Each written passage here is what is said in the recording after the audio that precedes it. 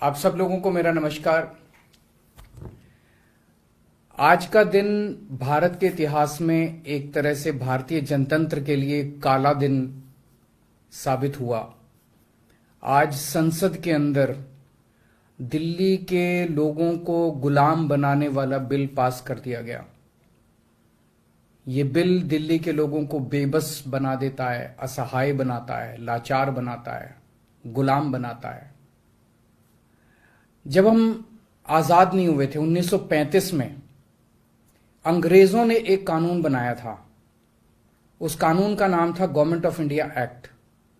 उस कानून में अंग्रेजों ने यह लिखा था कि भारत में चुनाव तो होंगे, लेकिन जो सरकार चुनी जाएगी उसको कोई काम करने की पावर नहीं होगी, काम करने की शक्तियां नहीं होंगी। जब हमारा देश आजाद हुआ तो हमने संविधान बनाया और संविधान में हमने लिखा कि चुनाव होंगे, लोग अपनी सरकार चुनेंगे और जो सरकार चुनेंगे उस सरकार को लोगों के लिए काम करने की सारी शक्तियां होंगी। आज आजादी के 75 साल के बाद प्रधानमंत्री मोदी जी ने दिल्ली के लोगों की आजादी छीन ली। उन्होंने 1935 वाला अंग्रेजों का कानून बनाया है कि दिल्ली के लोग चुनाव तो होंगे, दिल्ली के लोग अपनी सरकार तो चुनेंगे, लेकिन उस सरकार को काम करने की कोई भी शक्ति नहीं होगी। ये कानून आज हमारे देश की संसद ने पास किया है। दिल्ली के लोगों की वोट की अब कोई कीमत नहीं बची है। अब सरकार बनाई, उस सरकार की कोई शक्ति नहीं है। सुप्रीम कोर्ट ने एक आदेश दिया था, 11 मई को सुप्रीम कोर्ट ने आदेश दिया था। सुप्रीम कोर्ट ने क्या कहा? सुप्रीम कोर्ट ने कहा, भारत एक जनतंत्र है। इस जनतंत्र में हम अपनी सरकार चुनते हैं, जनता अपनी सरकार चुनती है और उस सरकार को जनता के लिए काम करने की पूरी ताकत होनी चाहिए, सुप्रीम कोर्ट ने कहा। प्रधानमंत्री जी ने एक ही हफ्ते के, सुप्रीम कोर्ट का जैसे आदेश आया, एक हफ्ते के बाद उसको सुप्रीम कोर्ट के आदेश को पलट दिया और उसके खिलाफ एक अध्यादेश लेके आए। और आज हमारे देश की संसद ने उस अध्यादेश को इस देश का कानून बना दिया कि अब दिल्ली के लोगों की चुनी हुई सरकार को काम करने की कोई ताकत नहीं होगी।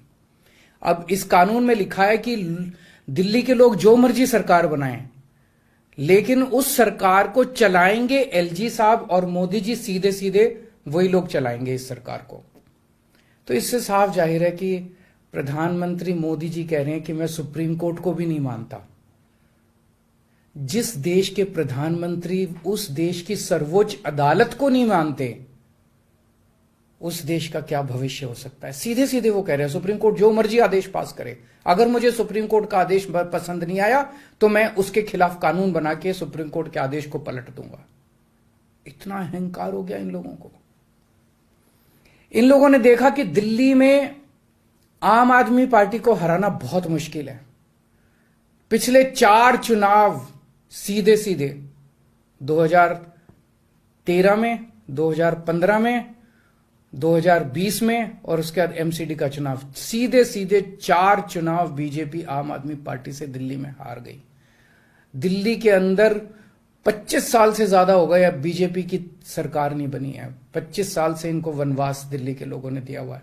तो इनको लगा कि आम आदमी पार्टी को हराना मुश्किल है, तो इन्होंने चोर दरवाजे से, पीछे से चोर दरवाजे से इन्होंने दिल्ली की सत्ता को हथियाने की कोशिश की है। दिल्ली के लोगों ने एक बार आम आदमी पार्टी को 70 में से 67 सीट दी और 3 सीट बीजेपी को दी।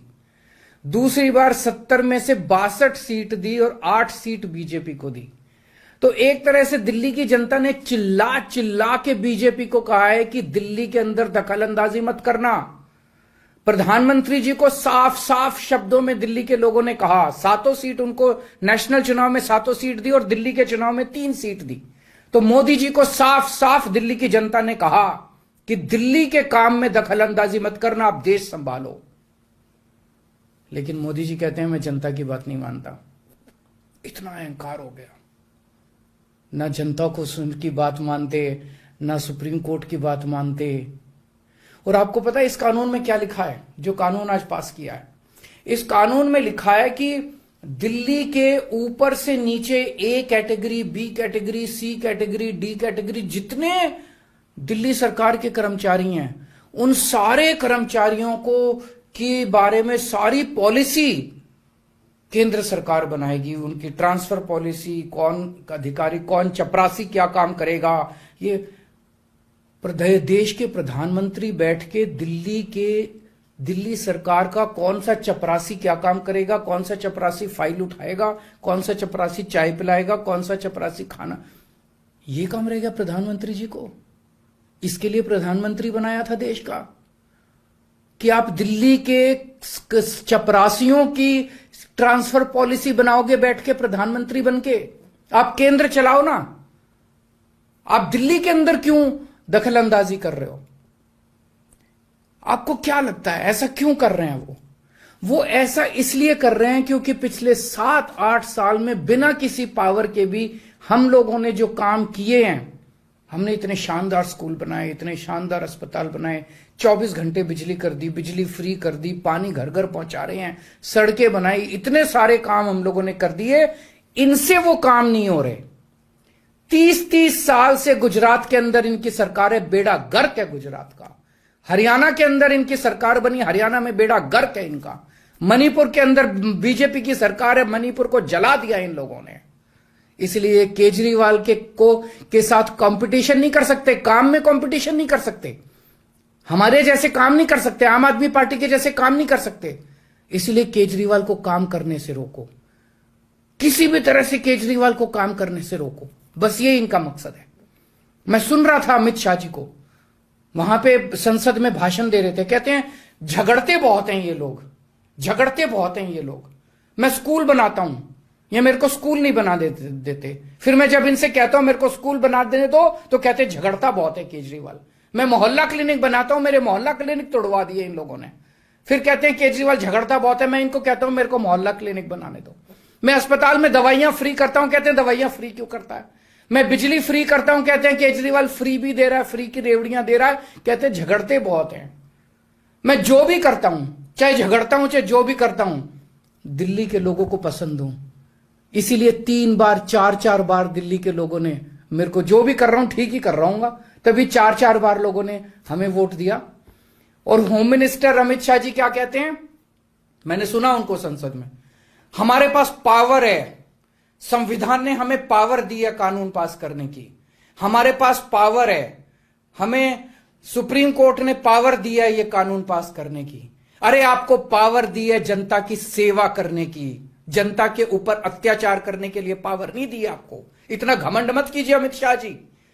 आपको पावर दी गई है ताकि आप विकास करें देश का, आपको पावर दी गई है ताकि आप देश के लोगों को शक्तिशाली बनाएं। आपको पावर इसलिए नहीं दी गई है कि आप देश के लोगों को लाचार बना दें और उनके वोट का अधिकार छीन लें।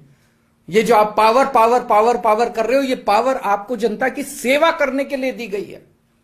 मैंने देखा है अमित शाह जी पिछले चुनाव में आप घर घर जाके दिल्ली के अंदर पर्चे बांट रहे थे, एक एक घर में जाके आप पर्चे बांट रहे थे। दिल्ली के लोगों ने आपको नकार दिया। अब आप दिल्ली के लोगों को तमाचा मारने आ गए। केजरीवाल से नफरत करते करते इस नफरत में इतने अंधे हो गए कि आपने दिल्ली के लोगों के ऊपर अत्याचार करना चालू कर दिया। और मैं प्रधानमंत्री जी को याद दिलाना चाहता हूं, 2014 के चुनाव में प्रधानमंत्री जी आप खुद आए थे दिल्ली, आपका भाषण उठा के देखिए। आपने दिल्ली की जनता को प्रॉमिस किया था कि मेरे को प्रधानमंत्री बना दो, मैं दिल्ली को पूर्ण राज्य बनाऊंगा। उसके पहले, हर चुनाव के पहले भारतीय जनता पार्टी ने आंदोलन किए हैं दिल्ली के अंदर दिल्ली को पूर्ण राज्य बनाने के लिए। और आज आप लोगों ने दिल्ली के लोगों की पीठ में छुरा घोंप दिया, अपनी वादे से मुकर गए। अगर आप ऐसे करोगे फिर प्रधानमंत्री पे कौन यकीन करेगा? आपने खुद बोला था 2014 में कि मैं फुल स्टेटहुड बनाऊंगा, फिर कौन जनता आपके ऊपर यकीन करेगी? 2015 में आपने मेरी शक्तियां छीनी दिल्ली सरकार की, जैसी हमारी सरकार बनी आपने हमारी शक्तियां छीन ली नोटिफिकेशन जारी करके। फिर भी बिना शक्तियों के हमने काम किया और दिल्ली की जनता ने मेरे को 2020 में 62 सीट दे के दिल्ली की जनता ने आम आदमी पार्टी की सरकार बनाई। क्यों? क्योंकि मैं दिल्ली का बेटा हूं और आप दिल्ली के नेता बनना चाहते हो। दिल्ली के लोगों को अपना बेटा पसंद है और दिल्ली के लोगों को आप जैसे नेता नहीं चाहिए। हम दिल्ली वाले दिल्ली से बहुत प्यार करते हैं और हम जानते हैं कि बीजेपी दिल्ली के लोगों से नफरत करती है, दिल्ली वालों से नफरत करती है। इस बार दिल्ली के लोग बीजेपी को एक भी सीट नहीं देंगे, लोकसभा में एक भी सीट नहीं देंगे। इस पूरे संघर्ष के अंदर बहुत सारी पार्टियों ने, बहुत सारे नेताओं ने दिल्ली के लोगों का साथ दिया। उन सब नेताओं को और उन सब पार्टियों को मैं तहे दिल से दिल्ली के 2 करोड़ लोगों की तरफ से शुक्रिया अदा करता हूं, धन्यवाद बोलता हूं।